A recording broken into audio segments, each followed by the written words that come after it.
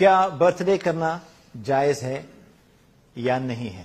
یہ اتنا کامن سوال ہو گیا ہے. آپ پوچھیں علماء سے تو علماء کہتے ہیں کہ یہ وہ غیر قوم کے ساتھ مشابہت کرنے والی بات ہے، اس میں اسلام اجازت نہیں دیتا کہ آپ سالگرہ منائیں. لیکن اگر تھوڑا سا آپ کمپیریٹو ریلیجن کی اسٹڈی کریں گے تو آپ کو اس کی جڑیں پتہ چلیں گی کہ یہ کہاں سے رہا ہے. میں اس کو تھوڑا سا ڈیٹیل میں اس سوال کو ڈسکس کرنا چاہوں گا، کیونکہ اتنے دفعہ یہ سوال کیا جاتا ہے کہ برتھ ڈے منانا صحیح ہے یا غلط ہے.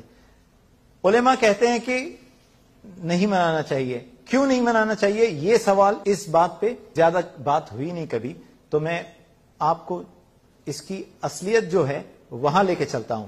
میں نے کہا اگر کوئی اس طرح کا کام ہو دنیاوی تو آپ اس میں شرکت کر سکتے ہیں، لیکن اگر شرک ثابت ہو جائے تو پھر یہ ہمارے لیے حرام ہو گیا. ہم یہ مانتے ہیں کہ ہم کلمہ پڑھنے والے ہیں، ہم مانتے ہیں لا الہ الا اللہ محمد رسول اللہ، اس کلمے کو ہم مانتے ہیں. اور جو ایک چیز جس سے ہم بچنے کی کوشش کرتے ہیں وہ ہے شرک. فرض کرے آج کوئی اپنی سالگرہ آج کے دن منا رہا ہے، تو جس دن آج وہ پیدا ہوا اس دن ہو سکتا ہے 1000 2000 بچے اور بھی پیدا ہوئے تھے، تو اس کی پیدائش میں کون سی بڑی بات ہو گئی کہ سیلیبریشن کی نوبت کہاں سے آ گئی؟ ایسا کیا ہو گیا کہ آپ اس کو سیلیبریٹ کر رہے ہیں؟ ایسی کون سی بڑی چیز ہو گئی؟ لیکن ایک چیز جو بہت امپورٹنٹ ہے وہ یہ ہے کہ انسان بھلے سال تمام میں کچھ نہ سوچے، لیکن جس دن اس کی پیدائش کا دن ہوتا ہے اس دن اس کو ایک خیال ضرور آتا ہے کہ میری جتنی زندگی تھی اس سے 1 سال آج کم ہو گیا.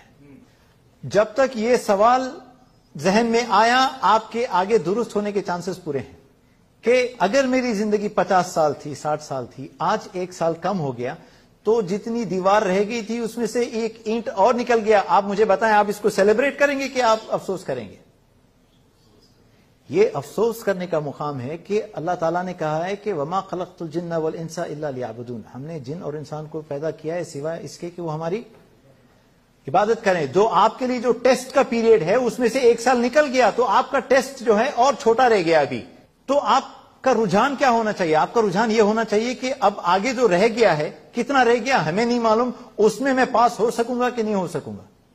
اور فطری طور پہ یہ خیال انسان کو آتا ضرور ہے، لیکن جہاں یہ سیلیبریشن شروع ہو گئی اس خیال کو مار دیا جاتا ہے.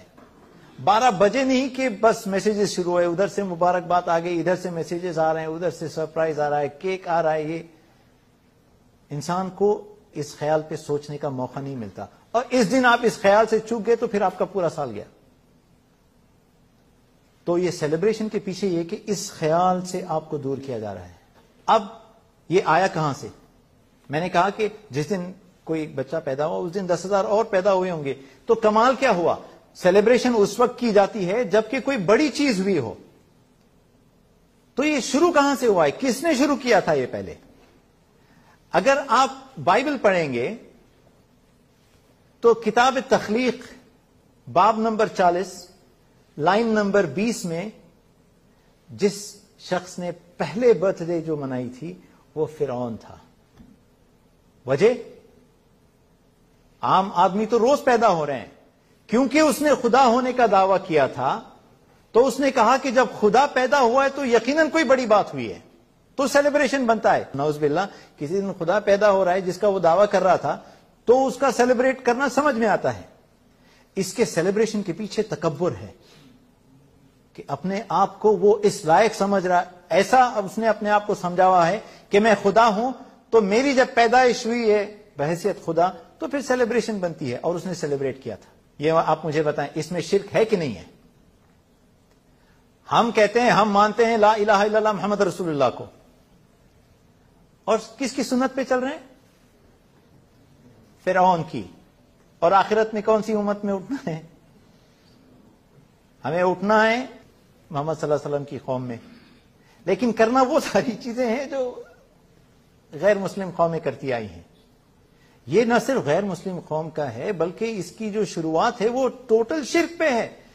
فرعون جو اسلام کا سب سے بڑا دشمن ثابت ہوا ہے، اس نے یہ سالگرہ منائی تھی یہ سوچ کے کہ آج میں پیدا ہوا ہوں اور خدا ہوں.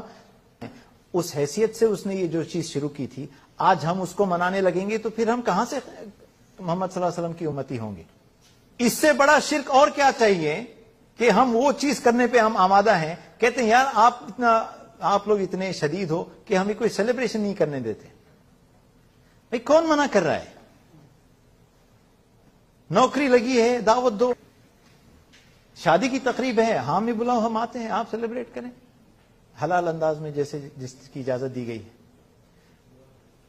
بچوں کا سیلیبریشن، پھر ہم بچوں کو کیا کہیں؟ بچے نے اچھے ایگزام سے رزلٹ میں اپنے مارکس اچھے لائے ہیں، آپ سیلیبریٹ کریں، اس کو پارٹی رکھیں، حلال طریقہ ہے، اس سے منع نہیں کرتا اسلام۔ اس نے قرآن کا ایک دور ختم کر لیا، پارٹی رکھیں، دعوت دے، لوگوں کو بلائیں۔ لیکن جہاں شرک آ گیا، پھر چاہے بچے ناراض ہوں، بیوی ناراض ہو، ماں ناراض ہو، بھائی ناراض ہو یا پڑوسی ناراض ہو، پھر اس میں ہم نہیں مبتلا ہو سکتے۔ تو آپ دیکھ لیں جس کے ساتھ شرک جڑا ہوا ہے، اتنا بڑا شرک کہ خدا کی پیدائش ہوئی تھی تو وہ منا رہا تھا، اور برتھ ڈے میں ہوتا کیا ہے؟ کیک کاٹا جاتا ہے۔ کیک کے پیچھے جو شرک ہے وہ بھی سن لیجئے گا۔ کیک شروع میں جو ہوتا تھا وہ گول ہوتا تھا اور اس کے اوپر موم بتیاں لگائی جاتی تھی۔ اس کے پیچھے کیا عقیدہ ہے؟ اس کے پیچھے عقیدہ یہ ہے کہ یہ جو گول کیک ہوتا تھا یہ چاند ہے، جیسے الہ شمس ہے، یہ ایک الہ قمر بھی ہے، اور یہ جو موم بتیاں ہیں یہ چاند کی روشنی ہیں۔ اور یہ کہا جاتا ہے کہ اگر آپ نے ایک پھونک مار کے ساری موم بتیاں بجھا دی تو آپ کی جتنی تمنائیں ہیں اس سال کی وہ پوری ہو جائیں گی۔ آپ کی اگر کوئی تمنا ہو تو اس کو پوری کرنے والا کون ہے؟ صرف اللہ، اللہ کے سوا کوئی دوسرا نہیں ہے۔ اور یہ کہتے ہیں اگر ایک پھونک میں ساری موم بتیاں بجھا دی تو وہ جو چاند ہے، مون گاڈ جو ہے، وہ آپ کی اس سال کی ہر تمنا کو پوری کرے گا۔ کیا کر رہے ہیں؟ کیا کر رہے ہیں؟ ہم کہہ رہے ہیں دوسرے سیلیبریشنز رکھیں، قرآن کا ایک دور ختم ہوا ہے، پارٹی رکھیں، ہم آپ بھی کھائیں، دوسروں کو بھی کھلائیں، سیلیبریٹ کریں۔ برتھ ڈے کا کیک کیوں کھلانا چاہتے ہیں ہمیں اور خود کیوں کھا رہے ہیں، جبکہ اس میں صرف شرک ہے اور شرک کے علاوہ کچھ نہیں ہے۔ تو یہ اگر آپ اس کی جڑوں تک جا کے دیکھیں کہ اس کی جڑ کہاں سے آ رہی ہے، تو پھر اسلام میں یعنی سالگرہ منانے کا کوئی جواز نہیں بنتا۔ اور یعنی ذمہ داری کے ساتھ اگر میں یہ کہوں تو غلط نہیں ہوگا کہ اس کی جڑ جو ہے اس کی روشنی میں اگر آپ دیکھیں تو سالگرہ منانا حرام ہے۔